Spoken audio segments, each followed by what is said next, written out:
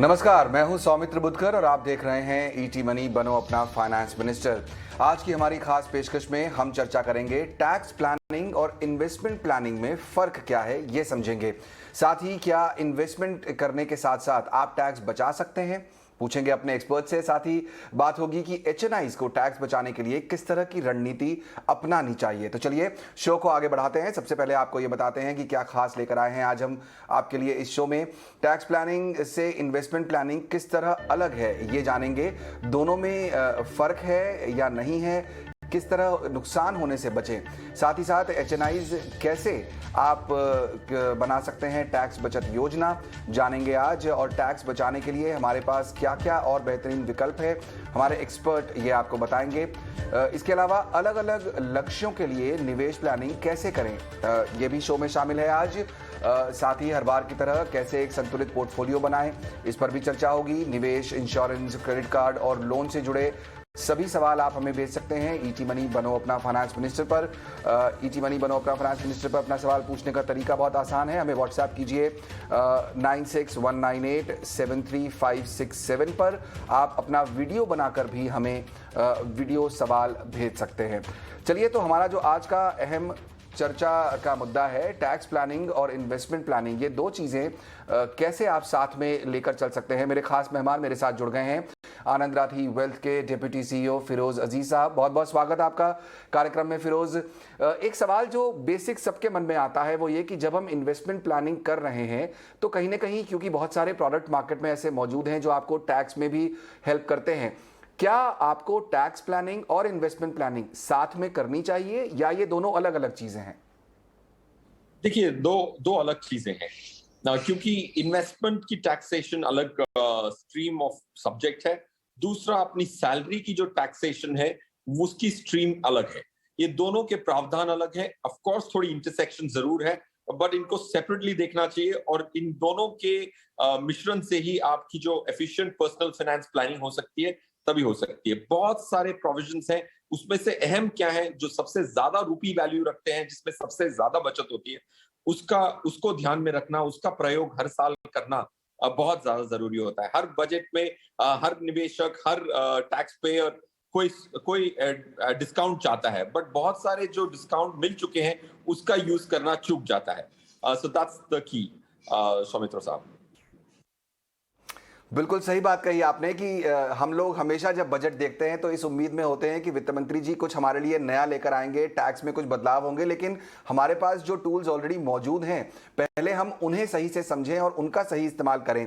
तो यहाँ से आगे बढ़ते हुए मैं ये जानना चाहता हूँ, जो इस समय मौजूदा ऑप्शंस हैं, कई सारे हमारे सामने आते हैं। सेक्शन 80C आता है, ELSS के प्रोडक्ट्स आते हैं, कई सारे अलग अलग तरह के प्रोडक्ट्स हैं। इनका इस्तेमाल कैसे कर सकता है कोई निवेशक? अगर मैं आपसे पूछूं, इसको दो हिस्सों में डिवाइड करते हैं, एक हुआ सैलरीड क्लास और एक हुआ बिजनेस क्लास। तो इस तरह अगर आप समझा सकें तो शायद दर्शकों को और आसानी होगी। देखिए, बिजनेस क्लास के लिए बहुत सारे एक्स्ट्रा प्रोविजंस हैं। एक्सपेंसेस को वो सेट ऑफ कर सकते हैं। पहले सैलरी क्लास के 5 इंपॉर्टेंट चीजें जो हमें करेक्टली प्रयोग करनी चाहिए वो बता देता हूं। और उसमें भी जो प्रोविजंस हैं, उसमें जो अलग अलग ऑप्शंस अवेलेबल हैं, उसमें भी सबसे बेहतरीन वाला चुनना बहुत ज्यादा जरूरी है। एटीसी ऑफ कोर्स एक बहुत पॉपुलर इंपॉर्टेंट टूल है जिसकी सैलरी से आपको टैक्स बचत हो सकती है। So first one is ATC. ATC में मैंने देखा है काफी लोग लाइफ इंश्योरेंस का प्रयोग करते हैं। इक्विटी लिंक सेविंग स्कीम से अलावा कुछ और प्रयोग नहीं करना चाहिए एटीसी के लिए, पॉइंट 1। पॉइंट 2, एटीसी में डेट ऑल्टरनेटिव ही चाहिए आपकी करंट स्थिति को देखते हुए। तो पब्लिक प्रोविडेंट फंड जो पीपीएफ, जिसमें 7.1% की इंटरेस्ट मिलती है, वो सबसे अच्छा लो कॉस्ट डेट ऑल्टरनेटिव है। तो एटीसी को इन दोनों में ही सीमित रखें from an investment stand point. ये पहला इंपॉर्टेंट पहलू होगा। दूसरा पहलू ये होगा कि जो आपकी एम्प्लॉय प्रोविडेंट फंड है, ईपीएफ है, उसमें 7.5 लाख तक जो एम्प्लॉयर की कंट्रीब्यूशन आती है वो एब्सोल्युटली टैक्स फ्री होती है। टैक्स की रियायत मिलती है इन्वेस्ट करते वक्त, उससे जो रिटर्न आती है वो भी टैक्स फ्री होती है। जब निकल के हाथ में जब पैसा पूरी तरह से आता है वो भी एग्जेम्प्ट होता है, इसीलिए उसको कहते हैं एग्जेम्प्ट एग्जेम्प्ट एग्जेम्प्ट। तो वो यूज करना बहुत ज्यादा जरूरी है। एम्प्लॉय प्रोविडेंट फंड वॉलंटरीली भी आप अपने प्रोविडेंट फंड को इंक्रीज करके 2.5 लाख से बढ़ा सकते हैं। That's the second provision. Third, जो एजुकेशन लोन पे आपने इंटरेस्ट पे किया है वो स्ट्रेट डिडक्टेबल है, उस पे आपको पूरी टैक्स की छूट मिलती है। चौथा, एनपीएस का जो 50,000 का सेपरेट लिमिट है एटीसी के अलावा, उसका यूज काफी लोग नहीं करते, उसमें आप 10 से 15,000 साल दर साल बचा सकते हैं। ये 4 इंपॉर्टेंट हो गए। और पांचवा, हर साल आपको 1 लाख की लॉन्ग टर्म कैपिटल गेन आपके ईएलएसएस पे टैक्स फ्री मिलती है, उसका यूज करना भी बहुत ज्यादा इंपॉर्टेंट हो जाता है। तो बहुत इंपॉर्टेंट सारे पॉइंट्स हैं जिन पर अच्छी टैक्स छूट मिलती है और इसलिए इन पर फोकस करना भी चाहिए। फिरोज, लेकिन जब हम इन्वेस्टमेंट कर रहे होते हैं तो कई बार कई कई तरह के म्यूचुअल फंड्स भी होते हैं जिनमें हमें कहीं ना कहीं कोई टैक्स की रिबेट मिले या फिर कोई कोई सुविधा मिले। तो यहाँ पर जब हम चूज कर रहे हैं इन्वेस्टमेंट के लिए, कोई निवेशक अगर कर रहा है तो उन्हें उन किन बातों का ध्यान वहां पर रखना चाहिए? देखिए, वो म्यूचुअल फंड इक्विटी की जो स्कीम्स हैं जिसपे टैक्स की आपको छूट मिलती है, आपकी सैलरी से उतना पोर्शन टैक्स नहीं लगता है, उसको कहते हैं इक्विटी लिंक्ड सेविंग स्कीम। उसमें जो रिटर्न हमने देखी है, बाकी जो और प्रोडक्ट्स अवेलेबल है उससे कई गुना ज्यादा है। फॉर एग्जाम्पल, अगर आप क्वांट का टैक्स प्लान देखें तो उसमें 1 साल की रिटर्न 37% आई है, 3 साल की 48% कॉम्पाउंडेड रिटर्न आई है और 5 इयर्स की 35% रिटर्न आई है। ना दूसरे डेट ऑल्टरनेटिव्स जो होते हैं ईएलएसएस में, उसमें लाइफ इंश्योरेंस में 6, 7, 8% की रिटर्न मिलती है। तो ईएलएसएस स्कीम्स कई सारे हैं, उसमें 2 स्कीम्स बहुत इंपॉर्टेंट है, क्वांट की जो टैक्स प्लान है और एक्सिस लॉन्ग टर्म इक्विटी। ये 2 इक्विटी स्कीम्स ईएलएसएस में बेहतरीन है। आप अपनी टैक्स की planning beginning of the financial year में ही कर सकते हैं। बिल्कुल। तो यहाँ पर म्यूचुअल फंड का भी नज़रिया हो सकता है, उस पर भी टैक्स प्लानिंग करना आसान है। तो ये सिर्फ ध्यान देने की बात यहाँ पर ये है कि जिस भी तरह की प्लानिंग आप कर रहे हैं, कई सारे ऑप्शंस इस समय मौजूद हैं जिनको आप यूटिलाइज करें तो बेहतर तरीके से टैक्स प्लानिंग हो सकती है। एचएनआईज के लिए भी मैं जानना चाहूँगा, अगर आप स्पेसिफिकली मुझे बता सकें फिरोज़, कि उनके लिए क्या कोई अलग प्रावधान मौजूद है हमारे टैक्सेशन सिस्टम में? उन्हें किस तरह के स्टेप्स उठाने चाहिए ताकि वो इन्वेस्टमेंट अपना बढ़ा तो सकें ही, साथ टैक्स सेविंग भी कर सकें? देखिए, एचएनआई का पोर्टफोलियो थोड़ा सा डिफरेंट होता है क्योंकि बड़ा होता है, तो उसमें एक्टिव मैनेजमेंट करने की वजह से उनमें टैक्स की काफी छूट मिल सकती है जो किताबों में लीगली लेजिटिमेटली परमिटेड है। That's point one. और हमेशा ये याद रखें कि काफी लोग आगे चल के एचएनआई बनेंगे तो उनके तौर तरीके अगर आज से सीखें तो एचएनआई बनते वक्त आपको सीखना नहीं पड़ेगा। तो 2-3 चीजें जो इंपॉर्टेंट है करंट मार्केट स्थिति में, जैसे आप देखते हैं कि मार्केट नीचे है, 18,600 तक गई थी निफ्टी, आज 17,000 की लेवल पे है। तो आप कभी भी अपने इक्विटी म्यूचुअल फंड्स में अगर आप लॉस बुक करते हैं और वापस री एंटर करते हैं तो वो जो लॉस मिलता है आपको, उसमें आपको दूसरे गेन्स को सेट ऑफ करने का प्रोविजन है 8 साल तक। तो हमेशा जब मार्केट गिरे तो उस म्यूचुअल फंड फोलियो में से आप ग्रोथ से डिविडेंड या फिर डिविडेंड से ग्रोथ स्विच करते हैं तो आपको जो लॉस मिलता है वो लॉस आप अगले 8 साल तक कैरी फॉरवर्ड कर सकते हैं सेक्शन 73 के आधार पे। वो बहुत फायदेमंद होता है एचएनआई के लिए। दूसरा, पीएमएस का प्रयोग ना करें, म्यूचुअल फंड्स का प्रयोग करें, उसमें टैक्स की बहुत अच्छी एफिशिएंसी होती है। तीसरा, एचएनआई को सरचार्ज लगता है, इसीलिए अपनी फैमिली मेंबर्स में अपने इन्वेस्टमेंट्स को बांट दें। अगर आपके परिवार में 2 बच्चे हैं, माँ बाप हैं, स्पाउस हैं, तो उनमें आप इन्वेस्टमेंट्स को इक्वली डिवाइड करें तो आपको सरचार्ज नहीं लगता है। ये 3 इंपॉर्टेंट एचएनआई टॉपिक्स होंगी जो एचएनआई और स्टडी करके, इधर तो हम सिर्फ जिज्ञासा जगा सकते हैं शो के माध्यम से, बट पढ़ाई करके थोड़े सीए से बात करके इन 3 प्रावधान का वो प्रयोग जरूर कर सकते हैं।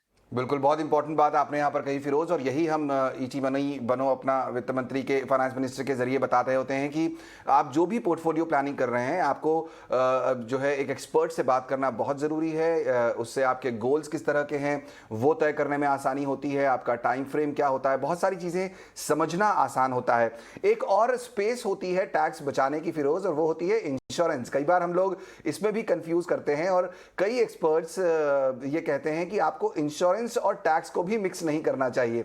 मैं आपका वहां पर भी एक व्यू चाहूंगा कि जो लोग इंश्योरेंस प्रोडक्ट खरीदते हैं ये सोचकर कि ठीक है इससे टैक्स भी बच जाएगा, वो कितना अच्छा आइडिया होता है? नहीं, मेरे हिसाब से बहुत गलत आइडिया होता है। कोई भी फाइनेंशियल एक्सपर्ट आप देख लें, आप उनसे बात कर लें, वो अपने पैसे को इंश्योरेंस के माध्यम से ना तो इन्वेस्ट करते हैं, ना तो उसको टैक्स बचाने का एक जरिया मानते हैं। कोई भी अच्छा एडवाइजर आपको अपने पैसे पे ये करता हुआ नहीं दिखेगा, और मैंने भी अपनी जिंदगी में कभी भी इंश्योरेंस को, इन्वेस्टमेंट को, टैक्सेशन को मिक्स नहीं किया है। इसकी मैं थोड़े आंकड़े बता देता हूं। लास्ट एक साल में, सिर्फ एक साल में हमने 800 इंश्योरेंस पॉलिसीज को एनालाइज किया है, और उनकी जो रिटर्न आई थी 4.6% की रिटर्न आई थी 10 साल होल्ड करने के बावजूद। तो इसी में अगर आप म्यूचुअल फंड से तुलना करते, तो जो अमाउंट किसी ने अगर 100 रुपए लगाए होते इंश्योरेंस में, अगर वो 200 रुपए हुए हैं, तो म्यूचुअल फंड में वो ईएलएसएस में 200 ना होके 500 रुपए तक गए हैं। तो 300 रुपए का नुकसान हर 100 रुपए पे इसको मिक्स करने से हुआ है लोगों का। इसीलिए इससे बचना बहुत जरूरी है। और 2 बजट्स के पहले, लास्ट टू लास्ट बजट में ये भी हो गया था कि इंश्योरेंस प्लान्स में भी 2.5 लाख के ऊपर प्रीमियम देने पे वो टैक्सेबल करार दी गई, जो उसके पहले टैक्स फ्री हुआ करती थी सेक्शन 10D के हिसाब से। करेक्ट। तो यहाँ पर ये तो बहुत क्लियर है कि आपको इंश्योरेंस और टैक्स प्लानिंग को मिक्स नहीं करना चाहिए। ये आइडिया बहुत अच्छा नहीं है। इंश्योरेंस एक पूरी तरह से अलग चीज़ है और टैक्स प्लानिंग एक पूरी तरीके से अलग चीज़ है। अपने पोर्टफोलियो को जब भी आप बनाएं तो ये बात ध्यान रखें कि आपका लक्ष्य किस तरह का है। जैसा हम बता रहे हैं, लक्ष्य किस तरह का है आपका, कितने लंबे समय तक आप रुक सकते हैं, आपका रिस्क प्रोफाइल किस तरह का है। जब ये सारी चीज़ें आपको क्लियर हो जाएं तो उसके बाद आप ये तय करें कि आप किस तरह के इंस्ट्रूमेंट में पैसा लगा रहे हैं। और जो कंपाउंडिंग की प्रोसेस होती है यहाँ पर इन्वेस्टमेंट में, उसमें ये सबसे अच्छी बात होती है कि आप इन्वेस्टमेंट को अलग रखें, आप मिक्स ना करें। इंश्योरेंस लेना अपने आप ज़रूरी है, लेकिन वो अलग चीज़ है। टैक्स के बचत के लिए भी इंश्योरेंस लेना बहुत अच्छा आइडिया नहीं माना जाता है। चलिए, फिरोज़ हमारे साथ हैं तो कुछ दर्शकों के सवाल भी लेते हैं और उनसे जानते हैं कि किस तरह की प्लानिंग वो कर रहे हैं। हमारे साथ कानपुर से अमित जुड़ गए हैं। अमित, नमस्कार। नमस्कार सर। बताइए, क्या सवाल है आपका? सर, मेरा सवाल ये है कि मुझे अपनी बेटी की पढ़ाई और शादी के लिए पोर्टफोलियो डिजाइन किया है। तो उसके लिए मुझे बेटी की शादी मुझे 20 से 22 साल बाद करना है, और उसकी पढ़ाई के लिए मुझे 15 साल बाद कॉर्पस इकट्ठा करना है। तो उसके लिए मैं जो प्लानिंग कर रहा हूँ पिछले 4 साल से, उसमें मेरे पास एसबीआई ब्लू चिप फंड में 1000, और मेरा एसेट इमर्जिंग ब्लू चिप में 1000, एचडीएफसी स्मॉल कैप में 1000 और एक्सिस मिड कैप में 1000 रुपए मैं कंट्रीब्यूशन कर रहा हूँ। और इसके अलावा मेरे पास एक मल्टी कैप है मोतीलाल का, उसमें भी 1000 रुपए कंट्रीब्यूशन कर रहा हूँ। ओके, तो कुल मिलाकर आप कितना एसआईपी कर पा रहे हैं महीने का इस समय? इसमें सर अभी मैं 5000 रुपए एसआईपी चल रही है मेरी 4 साल से। पिछले 4 साल से चल रही है आपकी 5000 रुपए के आसपास की एसआईपी जी। और आपने लक्ष्य बताया है 20 लाख रुपए बेटी की शादी के लिए अगले 15 साल में जी। और दूसरा आपने लक्ष्य बताया है बेटी की पढ़ाई के लिए भी करीब 20 लाख रुपए, वो यहाँ से 15 साल के लिए। ठीक है, फिरोज हमारे साथ हैं। फिरोज, जिस तरह का इन्वेस्टमेंट अभी कर रहे हैं अमित, करीब 5-1 हज़ार रुपए की एसआईपी कर रहे हैं। अब छोटे छोटे एसआईपीज हैं, अलग अलग फंड्स में है, एसबीआई ब्लू चिप में, एक्सिस मिड कैप में हजार रुपए की एसआईपीज चल रही हैं। आपको लगता है कि जो इनकी प्लानिंग है वो फिलहाल इनके गोल्स को रीच कर पाएगी? सौमित्र साहब, मेरे हिसाब से अंकित की जो प्लानिंग है उसमें थोड़ी सी स्ट्रेच की जरूरत पड़ेगी। इनकी जो 2 इम्पोर्टेंट गोल्स हैं, जो बच्चे की पढ़ाई है और बच्चे की एजुकेशन और मैरिज है, उसके लिए टोटली मेरे हिसाब से 7 से 9 हजार रुपए की एसआईपी चाहिए होगी, अगर वो अभी से 7-9 हजार कर सकें। अब अगर वो नहीं कर सकते तो एक बहुत अच्छा आइडिया ये होता है कि हर साल जैसे आपकी आय बढ़े 10% अपनी एसआईपी को आप स्टेप अप करते जाएं। इसका भी एक प्रावधान है म्यूचुअल फंड में जिसको कहते हैं स्टेप अप एसआईपी, जो हर साल वो 10% अपनी एसआईपी बढ़ा सकता है ऑटोमेटिकली, आपको कुछ करना नहीं होता है। अगर वो उसके लिए साइन अप करेंगे तो ऑटोमेटिकली इनका जो गोल है, दोनों गोल्स हैं, वो पूरे हो सकते हैं। That's point 1। पॉइंट 2, इनको जो इनकी जो आय करंटली है वो थोड़ी सीमित है, तो आय बढ़ेगी तब आप उसको स्केल अप करें। पॉइंट 1। पॉइंट 2 ये है कि आपको जो स्कीम्स हैं उसमें मेरा एसेट इमर्जिंग ब्लू चिप को बरकरार रखें, एक्सिस मिड कैप को कोटक इमर्जिंग इक्विटीज पंकज टिब्रीवाल का जो फंड है उससे आप रिप्लेस करें। एचडीएफसी स्मॉल कैप के बदले आप फ्लेक्सी कैप में इन्वेस्ट करें। एचडीएफसी स्मॉल कैप चिराग सेतलवाड़ का फंड है, वो थोड़ा बड़ा हो चुका है, तो स्मॉल कैप कैटेगरी में इतने इन्वेस्टमेंट अपॉर्चुनिटीज नहीं होती है कि आप 200-300 करोड़ एक स्टॉक में लगा सकें, क्योंकि वो बहुत बड़ा इंडिया का सबसे बड़ा स्मॉल कैप फंड है। उसकी मैनेजमेंट में थोड़ी दिक्कत जरूर करंटली आ रही होगी फंड मैनेजर को। इसीलिए मैं आपको कहता हूं कि एचडीएफसी का फ्लेक्सी कैप जो प्रशांत जैन मैनेज करते हैं, जो one of the oldest fund है और 25 साल से वही मैनेज कर रहे हैं, उसमें अगर वो तब्दील करेंगे तो अच्छा होगा। अगर स्मॉल कैप फंड लेना ही है तो एबीएसएल का स्मॉल कैप फंड वो जरूर ले सकते हैं, और एसबीआई ब्लू चिप के बदले एसबीआई फोकस्ड इक्विटी, ये बदलाव करने से आपका पोर्टफोलियो थोड़ा ज्यादा शार्प हो जाएगा, वेल डिवर्सिफाइड हो जाएगा, कंटेम्प्रेरी हो जाएगा। तो 12% पर एनम की रिटर्न आप जरूर अंकित एज्यूम कर सकते हैं, और आप अपनी स्टेप अप एसआईपी करेंगे तो दोनों गोल्स पूरे हो जाएंगे। ये खुशखबरी है। करेक्ट। तो अमित, आपके लिए जो सलाह है वो बिल्कुल साफ है कि आप धीरे धीरे अपनी एसआईपीज़ को बढ़ाइए।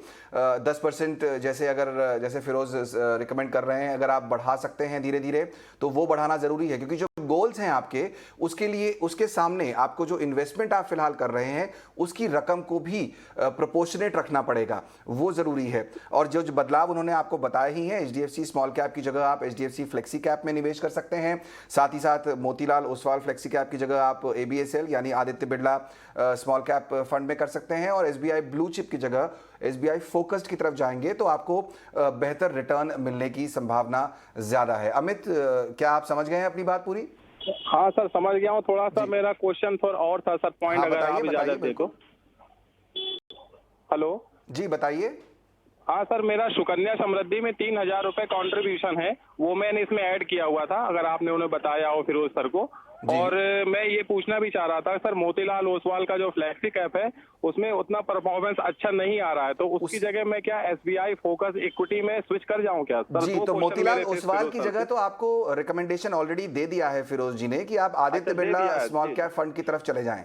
जी जी जी, और सुकन्या समृद्धि पे राय जानना चाह रहे थे। सुकन्या समृद्धि पर भी पूछ लेते हैं फिरोज। सुकन्या समृद्धि में करीब 3,000 रुपए का इन्वेस्टमेंट इनका जा रहा है, क्या उसे कंटिन्यू करना चाहिए?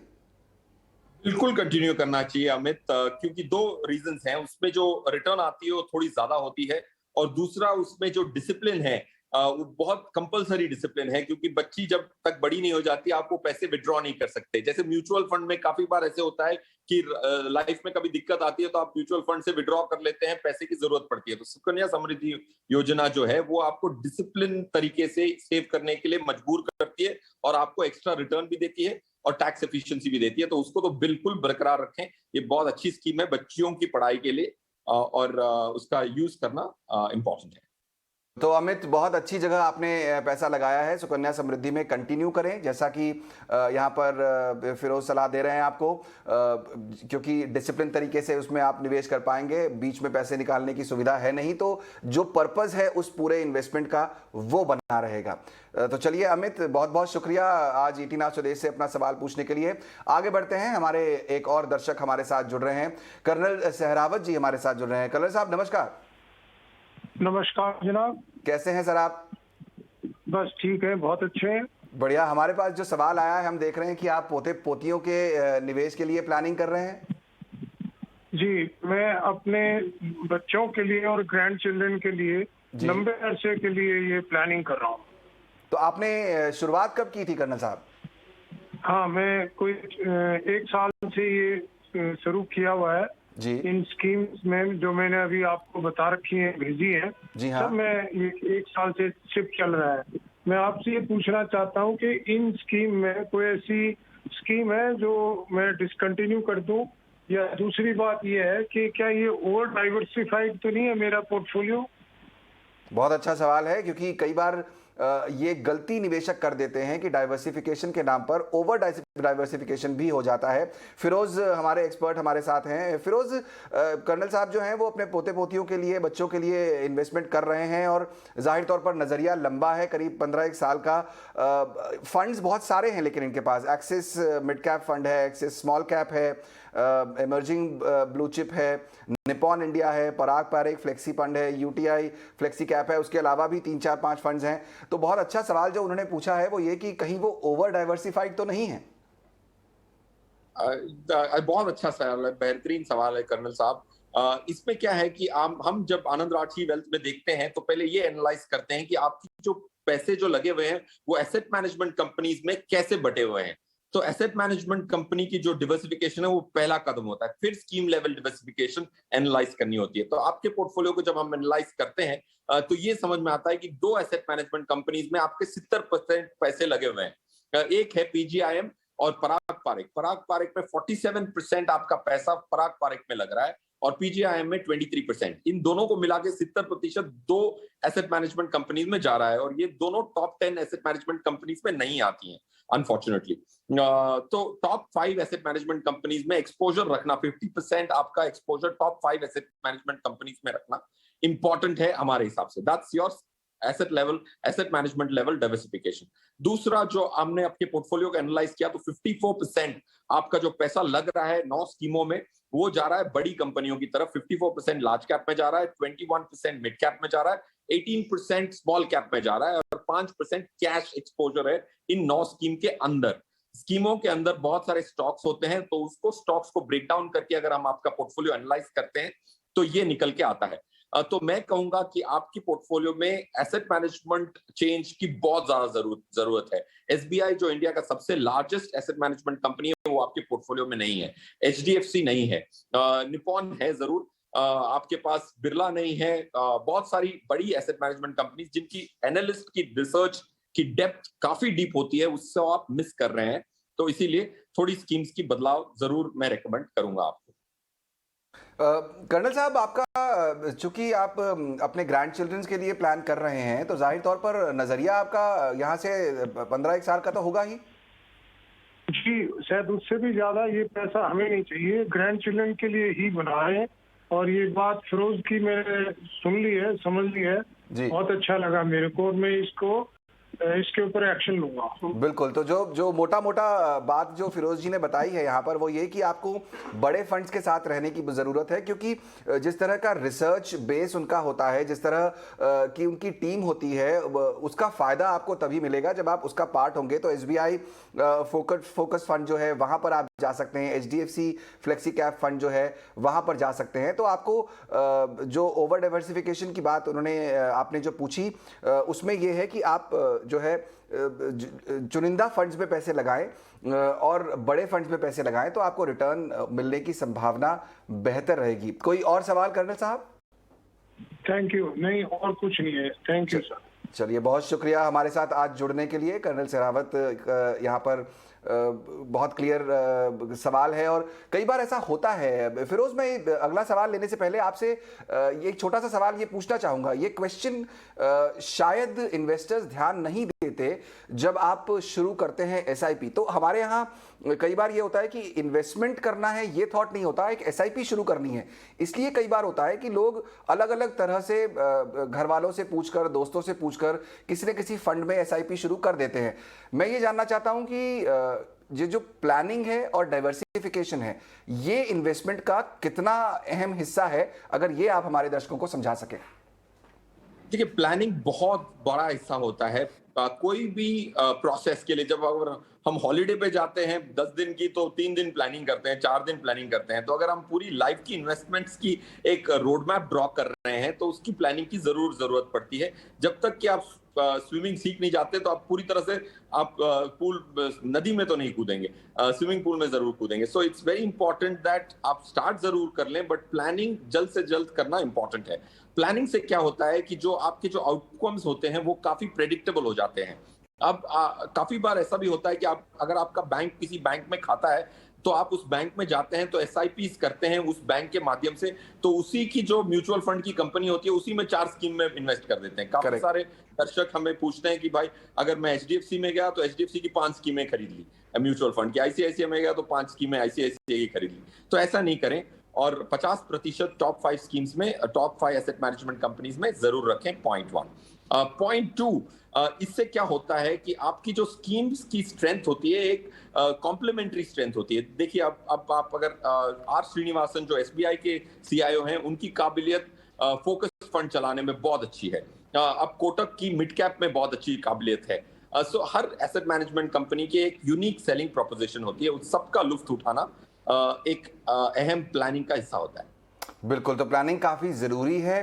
बहुत अच्छा एग्जाम्पल आपने दिया फिरोज़, यहाँ की छोटी छुट्टी पर जाते हैं तब भी काफ़ी प्लानिंग करते हैं, तो लाइफ की प्लानिंग तो जाहिर तौर पर अच्छे से ही होनी चाहिए। और आपका जो 50% पैसा है वो टॉप फंड्स में होना ज़रूरी है ताकि डाइवर्सिफिकेशन भी रहे। आपको अलग अलग जो फंड्स हैं, अलग अलग फंड मैनेजर्स हैं, उनकी एक्सपर्टीज़ क्या है उसका फ़ायदा आपके पोर्टफोलियो में मिले, तभी आपको एक होलिस्टिक आपका प्लान बनेगा और सबसे अच्छा रिटर्न मिलने की संभावना भी बढ़ जाएगी। चलिए, हमारे अगले दर्शक हमारे साथ जुड़ गए हैं। अंकित दास हमारे साथ हैं। अंकित, नमस्कार। नमस्कार सर। बताइए क्या सवाल है अंकित आपका? हाँ, मैंने रिटायरमेंट के लिए है प्लान, मैं अभी अभी शुरू किया हूँ। ओके, हाँ, तो मैंने अभी साल क्या है। उम्र है फिलहाल अंकित आपकी? मेरा 32। सॉरी, 32। 32। ओके, हाँ हाँ तो आप रिटायरमेंट की प्लानिंग करना चाह रहे हैं। ओके, 32 हाँ, हाँ। आपकी उम्र है। किस तरह का अभी इन्वेस्टमेंट आप कर रहे हैं अंकित? मैंने को पोर्टफोलियो आपको भेजा था। हाँ, वो हमारे पास है। तो अगर आप एक ब्रीफ आइडिया दे सकें कि आप कितने क्या इन्वेस्टमेंट कर रहे हैं, टोटल आपकी जो अमाउंट है वो कितनी जाती है महीने की? अभी तो मेरा 7,500। ओके, 7,500 के आसपास। ओके, हाँ हाँ हाँ। और आपका जो मुझे- इन्वेस्टमेंट है वो MA emerging blue chip, SBI focused equity, Parag Parekh flexi cap और एक्सिस स्मॉल कैप, हमारे पास जो आपका सवाल है ये 4 फंड में आप पैसा लगा रहे हैं, करेक्ट? हाँ हाँ हाँ। ओके, तो चलिए फिरोज हमारे साथ मौजूद हैं, उनसे पूछते हैं कि किस तरह का बदलाव अगर आपको करने की ज़रूरत है। तो फिरोज, 32 की एज है, रिटायरमेंट की प्लानिंग है, और यहाँ पर 4 फंड्स में करीब 7,500 की एसआईपी ऑलरेडी चल रही है। आपको लगता है कि ये जो इनके फंड्स हैं चारों, ये रिटायरमेंट प्लानिंग के हिसाब से ठीक है? यस, पहले तो एक बात ये है कि अंकित साहब की जो ओवरऑल पोर्टफोलियो है उसमें जो रिटायरमेंट की प्लानिंग कर रहे हैं उनके पास 22 साल है, जो बहुत बेहतरीन टाइम फ्रेम होता है रिटायरमेंट की प्लानिंग शुरू करने के लिए। ऐसे नहीं कि वो 40 की उम्र में कर रहे हैं, 45 की उम्र में रिटायरमेंट प्लानिंग कर रहे हैं। So Ankit, that's a great start and a fast quick start. That's point 1। Point 2, आपका जब पोर्टफोलियो हम एनालाइज करते हैं तो 64% इक्विटी में है, 36% डेट में है। आपकी उम्र का तकाजा रखते हुए मैं कहूंगा 80% आपका इक्विटी में होगा, तो 1-2% की आपकी रिटर्न ओवरऑल बढ़ने की गुंजाइश है। तो 80% इक्विटी की तरफ झुकाव रखने की कोशिश करें, 6 महीने में, साल भर पे उस एसेट एलोकेशन पे पहुंचे और 20% डेट में रखें तो अच्छी बात होगी। और रहा सवाल आपकी जो इन्वेस्टमेंट्स हैं, अगर आप हर साल 10% से बढ़ा सकते हैं तो 22 साल बाद 3 करोड़ 19 लाख पे पहुंच जाएंगे। अगर 12% की भी अगर रिटर्न हम माने तो 3 करोड़ एक अच्छी रिटायरमेंट कॉर्पस होगी। बट इसके लिए आपको हर साल अपनी एसआईपी को 10% से बढ़ाना होगा। मतलब 7,500 अगर आप आज डाल रहे हैं हर महीने, तो अगले साल 750 रुपए और बढ़ाने होंगे। तो उसको कहते हैं 10% स्टेप अप एसआईपी से आप 3 करोड़ के ऊपर पहुंच सकते हैं। और जो रहा सवाल आपकी स्कीम्स जो है, पराग पारेख फ्लेक्सी कैप के बदले एचडीएफसी फ्लेक्सी कैप मैं रेकमेंड करूंगा आपको। और बाकी SBI focused equity is a great scheme. Axis small cap के बदले Aditya Birla small cap would be a better choice. Correct. तो अंकित, ब्रॉडली ये है आपके लिए नंबर 1। तो ये बधाई मैं भी आपको देना चाहूँगा जो अभी फिरोज ने दी कि आपने सही समय पर रिटायरमेंट प्लानिंग की तैयारी शुरू कर दी है, और बहुत अच्छी बात है। अभी आपके पास जो समय है वो काफ़ी है, 20-22 साल का समय काफ़ी अच्छा समय होता है इन्वेस्टमेंट का। म्यूचुअल फंड्स में रिटर्न अच्छे मिलने की संभावना काफ़ी बेहतर हो जाती है। तो जो आइडिया अभी फिरोज ने आपके सामने पेश किया उसके हिसाब से अभी आपके पास समय है, तो आपको इक्विटी की तरफ धीरे धीरे बढ़ना चाहिए। 6 महीने से साल भर के अंदर अगर आप अपना पोर्टफोलियो 80% के आसपास इक्विटी तक ले जाएं तो वो आपके लिए बेहतर होगा। साथ ही साथ 10% अपनी एसआईपी जो है उसको आपको सालाना बढ़ाना होगा। अभी आप जितना एसआईपी कर रहे हैं उसको अगले साल 10% बढ़ाकर एसआईपी करें, तो वो एक ज़रूरी है। और साथ ही साथ करीब जो फंड्स में उन्होंने आपको आइडिया दिए हैं वो आपके सामने हैं। किस तरह के रिटर्न पिछले कुछ फंड में हमने देखे हैं, तो वो कैनरा रोबैको जैसा फंड है जो करीब 19-20% का रिटर्न दे चुका है पिछले 5 साल में। आधे HDFC फ्लेक्सी कैप है जो करीब 16-16.5% का रिटर्न दे चुका है। तो ये कुछ ऐसे फंड्स होंगे जहां पर आप फोकस करें तो शायद लॉन्ग रन में आपको बेहतर रिटर्न मिलने की संभावना है। अंकित, आप समझे, कुछ और सवाल पूछना चाहेंगे आप? हाँ, कोई मिस्टेक में लूँ क्या मैं? Sorry? कोई मिस्टेक फंड लूँ क्या?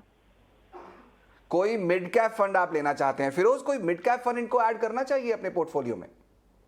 देखिए, अगर मैं विनीत सामरे का जो फंड है DSP मिड कैप, उसका अगर पास्ट परफॉर्मेंस देखेंगे तो इतना बेहतरीन नहीं है, बट आज के जो पोर्टफोलियो कॉन्स्टिट्यूएंट्स हैं अंकित, DSP मिड कैप के मेरे हिसाब से बहुत प्रॉमिसिंग लगते हैं from a 3 year 5 year investment time frame.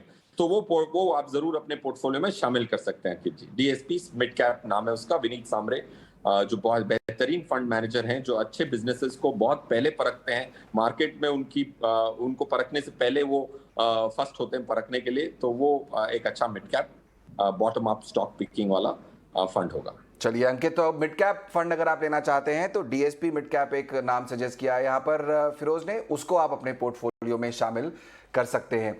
बहुत बहुत शुक्रिया फिरोज, आज समय निकालकर ET Now स्वदेश से जुड़ने के लिए, हमें समझाने के लिए टैक्स प्लानिंग और इन्वेस्टमेंट प्लानिंग किस तरह से अलग होती है, और साथ ही दर्शकों के सवालों के जवाब देने के लिए भी। लेंगे अभी एक छोटा सा ब्रेक, लेकिन आप कहीं मत जाइए। ब्रेक के बाद हमारे साथ 2 और मेहमान जुड़ेंगे और दर्शकों के सवालों के जवाबों का सिलसिला जारी रहेगा।